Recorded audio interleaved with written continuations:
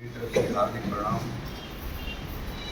आप सबके माध्यम से मैं सभी देशवासियों को बधाई देना चाहूँगा कि पेरिस ओलंपिक में हमारे खिलाड़ियों ने हॉकी में कांस्य पदक और जेवलिन थ्रो में हरियाणा के युवा खिलाड़ी नीरज चोपड़ा जी ने जो रजत पदक दिलाने का भारतवर्ष को काम किया। मैं इसके लिए आप सबको देशवासियों को बधाई देता हूँ। साथियों, जैसा कि आप सबको पता है कि आने वाले 15 अगस्त को हम सभी आज़ादी की 78वीं वर्षगांठ मना रहे हैं। भारतीय जनता पार्टी एक ऐसी पार्टी है जो हमेशा शहीदों का और क्रांतिकारियों का सम्मान करना जानती हैं, हमेशा उनको सम्मान देती है। इस पावन पुनीत अवसर पर भारतीय जनता पार्टी पूरे देश में सभी विधानसभाओं में एक तिरंगा यात्रा का आयोजन करने जा रही है। 11 से 14 अगस्त के बीच में हम सभी विधानसभाओं पर तिरंगा यात्राओं का आयोजन करेंगे। भारतीय जनता पार्टी युवा मोर्चा के बैनर के तले होने वाले इस तिरंगा यात्रा में भारतीय जनता पार्टी के सभी कार्यकर्ता, प्रमुख कार्यकर्ता, जनप्रतिनिधि और आम जनमानस को भी इसमें निमंत्रण दिया जाएगा। क्योंकि यह यात्रा स्वतंत्रता सेनानियों को और शहीदों को समर्पित है, इसलिए हम सब का दायित्व बनता है, आम जनमानस का दायित्व बनता है कि उनको श्रद्धांजलि देने हेतु सभी को इस तिरंगा यात्रा में बढ़ चढ़ कर भाग लें। मैं सभी हमारे जो ज़िले के जनमानस हैं उन सब से भी अनुरोध करूंगा कि आप सब इस तिरंगा यात्रा में भाग लें। साथियों, कांग्रेस ने हमेशा स्वतंत्रता सेनानियों एवं हमारे शहीद जो हुए हैं उनको भुलाने का काम किया है। लौह पुरुष वल्लभ भाई पटेल और सुभाष चंद्र जी जैसे हमारे जो क्रांतिकारी नेता थे, जो हमारे शहीद थे, उनको उन्होंने कभी भी तवज्जो नहीं दी। वहीं मोदी जी ने हमेशा इन विभूतियों को सम्मान देने का काम किया। उन्हीं के नेतृत्व में ऐसे पुण्य काम उनको श्रद्धांजलि देने हेतु भारतीय जनता पार्टी समय समय पर करती रहती है। यात्रा की सफलता के लिए हम सब ने जिला स्तर पर और विधानसभा स्तर पर टोलियां बनाई हैं। मंडल स्तर पर भी हमने इसको कामयाब करने के लिए अपनी टोलियां बनाई हैं। हमारे हिसार जिले में इस कार्य को हमारे जिला सचिव और पार्षद महामंडलेश्वर दर्शन गिरी जी देख रहे हैं। इसी हेतु जो हमारे विधानसभाओं में हमारे जो युवा मोर्चे के बैनर के तले हम ये प्रोग्राम करवा रहे हैं, इसी आशय से जो हमारे युवा मोर्चे के जिला अध्यक्ष है हर्ष बामल जी, उनके कंधों पर भी ये जुम्मेवारी हमने दी है। उनके साथ हमारे बरवाला से परवीन सैनी जी, नारनौल से हमारे साथी नरेश वर्मा जी और नलवा से रविंद्र रोकी जी हैं, और ऐसे ही हाँसी से राजमल सैनी जी, हमारे बरवाला से जो परवीन सैनी जी हैं। ऐसे सभी विधानसभाओं में हमने अपने एक कार्यकर्ता को ऐसी जिम्मेवारी दी हैं और उनके साथ सहयोगी लगाया है। इसमें सभी कार्यकर्ता उपस्थित रहेंगे। इसी कड़ी में हम सब 22 मंडलों की भी बैठकें यहाँ से जो बैठक होगी, आज हमारी जिला स्तर की बैठक इसी विषय पर होने वाली हैं और इसी कड़ी में मंडल स्तर तक हमारी बैठकें रहेंगी। इस अभियान के तहत 12, 13 और 14 को युद्ध स्मारकों और शहीदी समितियों पर शहीदी स्मृति जो स्थल हैं उनकी सफाई करेंगे, उनको पुष्पांजलि करेंगे और उनको माला अर्पण करने का जो आयोजन प्रत्येक स्थान पर प्रत्येक विधानसभा में किया जाएगा। 14 और 15 अगस्त को हिसार जिले के प्रत्येक घर पर झंडा लगे, इस अभियान को यहाँ पर हम समाप्त करेंगे। आप सबका बहुत बहुत धन्यवाद। आप सबको कोई जानकारी अभियान चलाया गया था हर घर तिरंगा का, जिसके दौरान एक चीज तो ये देखी गई कि जितने भी डिपो हैं वहाँ पर जो गरीब लोग राशन लेने के लिए जा रहे थे उनसे अनाप शनाप पैसे लेके और तिरंगा झंडा खरीदना एक कंपलसरी था, जो एक गरीब आदमी की जेब के ऊपर बहुत ज़्यादा इफेक्ट कर रहा था। और तिरंगा जो 15 अगस्त या 26 जनवरी जो भी था, उसके बाद उन तिरंगों का जो अपमान बहुत हुआ, बहुत जगह जो है रोड के ऊपर भी जो है खंडित तिरंगा झंडा लगाए रहे। तो इस तरीके की चीज़ों को पिछली बार भी अवगत कराया गया था, तो इस बार ऐसा ना हो, इसके लिए रोड मैप। मैं समझता हूँ कि कभी भी जो शीर्ष नेतृत्व है, जो हरियाणा सरकार है या केंद्र सरकार है, कंपल्शन नहीं करती है किसी भी वोटर के लिए, जनमानस के लिए। लेकिन जो ड्यूटियाँ हमारी अनुसंधानों को, जो हमारे ऑर्गेनाइजेशन की लगाई जाती हैं कि घर घर तिरंगा पहुंचाने का काम करे, वो अपने स्तर पर ऐसी अगर गलतियां हुई हैं तो मैं समझता हूं इसमें अब भविष्य में वो नहीं होंगी। और पार्टी द्वारा या सरकार द्वारा ऐसी कंपल्शन किसी को नहीं लगाई जाती। ये हमारा राष्ट्रीय चिन्ह है, हमारी शान है तिरंगा। इसको हर नागरिक का कर्तव्य है कि वो अपने घर पे लगाए। इसमें ना कोई पार्टी का कोई ऐसा मैं समझता हूँ कि भारतीय जनता पार्टी का ही ये कोई कर्तव्य है, आप सबका भी कर्तव्य है और आम जनमानस का भी इसकी शान को बढ़ाना तिरंगे की, इसको हम सब का ये कर्तव्य है। अध्यक्ष जी, अभी आपने ओलंपिक पदक के लिए एक सम्मान दिया जी, लेकिन अभी भी विनेश फोगाट के साथ जो हुआ उसके लिए कुछ भी नहीं बोले आप।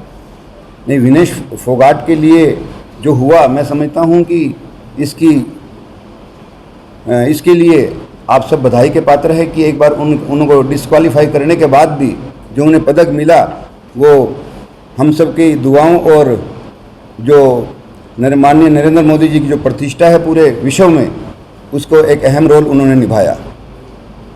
बार बार विपक्ष में बात आ रही थी विनेश फोगाट के साथ जी, बार बार बात आ रही है कि विनेश फोगाट में साजिश हुई है और जो प्रोटेस्ट चलाता है जो नेता है बीजेपी जी, बार बार दोहराया जा रहा है, वही बात दोहराई जा रही है। विपक्ष का काम भारतीय जनता पार्टी पर आरोप लगाना है। मैं समझता हूँ ऐसा भारतीय जनता पार्टी के कभी नेताओं में हमारा जो नेतृत्व है वो राष्ट्र हित की बात करता है और ये देश के खिलाड़ियों के लिए ऐसी सोच भारतीय जनता पार्टी के किसी भी नेतृत्व में, किसी भी नेता में नहीं रही, कभी भी नहीं रही। और विनेश फोगाट तो हमारी बहन है, हमारी बेटी है, तो इसके बारे में सोचना और कहना वो उनकी मूर्खता है। मैं इस बारे में ज़्यादा टिप्पणी नहीं करना चाहूँगा। अशोक जी, आपने कहा कि इन 3 दिनों के दौरान जो है शहीद स्मारकों की साफ सफाई की जाएगी जी, और जितने भी हमारे शहीद हैं उनको जो है श्रद्धांजलि दी जाएगी और श्रद्धा सुमन अर्पित किए जाएंगे जी। तो ये सब करने के लिए स्पेसिफिक ये 2-3 दिन ही क्यों, इससे पहले इसके बाद क्यों? हम 15 अगस्त आज़ादी का पर्व है, कभी भी कोई भी पर्व आता है, हमारी होली आती है, दिवाली आती है, तो नेचुरली पर्व के दिन तो उसको एक महत्व दिया जाता है। 15 अगस्त हमारी आज़ादी की वर्षगांठ है, निसंदेह उस दिन तो शहीदों को सम्मान करना, क्रांतिकारियों का सम्मान करना हम सबका हक बनता है, फर्ज बनता है। तो उस जी, इससे पहले भी जो है हिसार के भारतीय जनता पार्टी का उनकी हालत जो है बद से बदतर है, उनकी देखभाल या रखरखाव उससे पहले मैं समझता हूँ, उसके बाद भी नहीं किया। मैं भारतीय जनता पार्टी का जिले का नेतृत्व कर रहा हूँ। भारतीय जनता पार्टी के कार्यकर्ता समय समय पर शहीदी स्मारकों का जो उनको सम्मान करना, उनकी सफाई करना का काम बीच में भी करती रहती है। उनके रखरखाव का जो कार्य है ये प्रदेश सरकार भी करती है। और ऐसे कोई आप सबके बीच में ऐसे कोई लगता है कि आपको किसी शहीदी स्मारक का व्यवस्था ठीक नहीं है तो आप निसंदेह आप जानकारी दे सकते हैं। हम सरकार से या डीसी महोदय से यह अनुरोध करेंगे कि उसको ठीक करवाएं। आज से 2 साल पहले जब तिरंगे का अपना निकली थी जी, लाला लाजपत राय जो नगौरी की जी, गंदा पानी और गंदे मच्छर वहाँ देखे गए, मान्यवर उसके बारे में तब भी आप लोगों ने क्वेश्चनिंग हुई थी, उस वक्त के जवाब आप सबको जो भी व्यवस्था रही होंगी आप सबको दिए होंगे। आज लाला लाजपत राय जो चौक है उसकी बहुत अच्छी व्यवस्था है और मुझे गर्व से मैं कह सकता हूँ कि जो हमारी यहाँ का एडमिनिस्ट्रेशन है उसने बड़ी अच्छी व्यवस्था सभी शहीदी स्मारकों पर की हुई है। फिर भी मैं आप सबसे अनुरोध करूँगा कि ऐसा आपके नॉलेज में है तो आप अवश्य बताएं। एक विषय और है साथियों कि 14 तारीख को साथियों जैसा कि आप जानते हैं कि 1947 में कि विभाजन के वक्त लाखों परिवारों को इस त्रासदी से गुजरना पड़ा था। त्रासदी से इस सदी का विश्व का सबसे बड़ा नरसंहार हुआ जब विभाजन की घोषणा हुई तब तत्कालीन पश्चिम पंजाब के वर्तमान के पाकिस्तान में जो मुस्लिम नेता थे, उन्होंने आदेश जारी किए थे कि जो सिख और हिंदू है, यानी जो भी काफिर हैं, उनको इस्लाम में या तो ले आओ या उनको मार डालो, लूट लो। उनकी बहनों की, उनकी बेटियों की और उनकी औरतों की अस्मिता लूटने का काम उन्होंने किया। और फिर भी हमारे बुजुर्ग जो वहाँ से हिंदुस्तान में पहुँचे, उन्होंने अपने धर्म परिवर्तन ना करते हुए उन्होंने लड़ाई लड़ी उनसे और यहाँ तक पहुँचे। सभी को पता है हमारे बुजुर्गों ने अपने धर्म को नहीं त्यागा और अपना धन दौलत ज़मीन सब वहाँ छोड़कर, सब त्याग कर वहाँ से निकलकर पश्चिम पंजाब से पूर्वी पंजाब, वर्तमान हरियाणा पंजाब में आ गए। यहाँ आकर कई सालों तक राहत शिविरों में रहे। फिर ज़मीनें अलाट हुई और उन्होंने छोटे छोटे अपने मकान बनाकर मजदूरी करके अपने परिवार के साथ रोजी रोटी के लिए संघर्ष किया। तब उन मुसलमानों ने जो कहर बरपाया, उसको सुनकर रोंगटे खड़े हो जाते हैं। आप और हम सब के पूर्वज इसे भली भांति समझते भी हैं और उन सब ने इसको जाना भी है और भुगता भी है। उन्होंने बहुत मारकाट की, हमारी महिलाओं के साथ बहुत बर्बरता के साथ हमारे अनेकों लोगों ने अपनी माताओं बहनों, अपनी बेटियों की आबरू बचाने के लिए अपने हाथ से उनको जहर भी दिया। बहुत सी हमारी माताओं ने, हमारी बहनों ने अपनी आत्मदाह किया। मुस्लिम लुटेरों से अपनी असमत बचाने के लिए स्वयं सामूहिक रूप से कुओं में आत्मदाह किया। लाशों की भर कर ट्रेनें आई। बहुत बड़ी त्रासदी थी। भारत की आज़ादी का सबसे बड़ा मूल्य हमारे बुजुर्गों ने अपने खून से चुकाया था। परिवार खत्म हो गए। साथियों, लिखने को तो बहुत कुछ है, पर सार यही है कि जो विभीषिका बहुत ही दिल दहलाने वाली है। विभाजन की विभीषिका को झेलने वाले लोगों के लिए देश के यशस्वी प्रधानमंत्री माननीय नरेंद्र मोदी जी ने कहा कि स्वतंत्रता दिवस के इस मौके पर खुशी तो हम मनाते हैं, लेकिन भारत में एक कौम ऐसी भी है जिन्होंने अपना बहुत कुछ बलिदान किया है। उन जाने अनजाने बलिदानों के लिए किसी भी सरकार ने श्रद्धांजलि तो दूर की बात, कोई संवेदना भी के दो शब्द भी कभी नहीं कहे। जिस स्वाभिमान कौम की लाशों के ढेर पर आज़ादी मिली थी, उनको सरकारों ने शरणार्थी, रिफ्यूजी की संज्ञा दी थी और उनकी कोई सूद नहीं ली थी। मोदी जी ने 15 अगस्त 2021 को लाल किले की प्राचीर से देश को संबोधित करते हुए उन बलिदानियों को श्रद्धांजलि देने के लिए 14 अगस्त का दिन विभाजन विभीषिका स्मृति दिवस के रूप में मनाने का आदेश जारी किया। पहले उन बलिदानियों को श्रद्धांजलि, फिर स्वतंत्रता दिवस समारोह, ये उनका पैगाम था। 2022 में हरियाणा में तत्कालीन मुख्यमंत्री मनोहर लाल जी ने कुरुक्षेत्र से यह दिवस मनाना आरंभ किया। फिर पिछले वर्ष बहुत से शहरों में यह श्रद्धांजलि दिवस मनाया गया। भारतीय जनता पार्टी हिसार के सभी 7 विधानसभा क्षेत्रों में आगामी 14 अगस्त को विभाजन विभीषिका दिवस मनाया जाएगा और उन अनगिनत योद्धाओं को श्रद्धांजलि देने का काम किया जाएगा।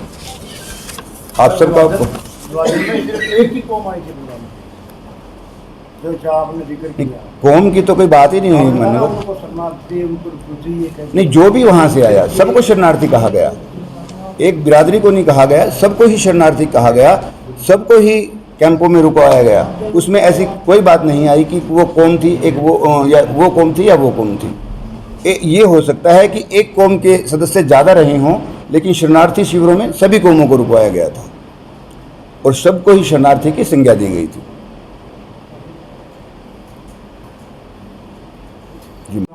तो सरकार ने घोषणा की थी स्कूल का नाम शहीद के नाम पे कर दिया था। 25 साल हो गए और उसके जो स्मारक है वो भी काफी तक भी जुड़ चुकी है। जी, मान्यवर, जहाँ तक मेरे संज्ञान में है कि भारतीय जनता पार्टी की सरकारें जिस जिस भी प्रदेश में हैं वहाँ हमेशा उन्होंने शहीदों को सम्मान देने का काम किया है और बहुत सी संस्थाओं का नाम भारतीय जनता पार्टी सरकारों ने शहीदों के नाम पर रखने का काम किया है। विशेषतः आप जिस स्कूल की बात कर रहे हैं, मैं समझता हूँ कि कहीं ना कहीं उसमें कानूनी अड़चन रही होगी या उसको फॉलोअप करने में कहीं अड़चनें रही होंगी। इस विषय में अगर आप मुझसे बाद में बात करेंगे तो निस्संदेह हम इसका कोई हल निकाल पाएंगे। कानूनी अड़चन सरकार को जैसे भी इस गवर्नमेंट कॉलेज का नाम गुरु गोरखनाथ रख दिया, सरकार को रखना का अड़चन कौन सी होगी। और अभी आपने शहीदों के सम्मान की जो बात कही कि सुभाष चंद्र बोस का जिक्र किया जी, उनकी मौत की पहली अनुसूची जो कांग्रेस गवर्नमेंट थी वो आज भी आपने फाइलें को निकलवाई या पता लगा मारा गया या वो डेथ हुई, मर्डर हुआ, क्या हुआ, कुछ हुआ 10-11 साल। मैं समझता हूँ कि जब नेता सुभाष चंद्र जी का जो आप एक एपिसोड बता रहे हैं वो बहुत पुराना, उसके बाद 70 साल कांग्रेस सत्ता में रही, उन्होंने इस विषय को दबाने का काम किया और 70 साल के बाद भी भारतीय जनता पार्टी ने इस विषय को विश्व स्तर पर उठाया और आज भी मैं समझता हूं कि भारतीय जनता पार्टी इस विषय पर अपना काम कर रही है। वो हम सब के सामने नहीं है, निसंदेह वो उसके विषय में अभी भी कार्रवाइयाँ हो रही हैं उसको जानने के लिए कि उनका कैसे उनका समापन हुआ या जो भी उसके विषय में वो जानकारी अभी भी ली जा रही है।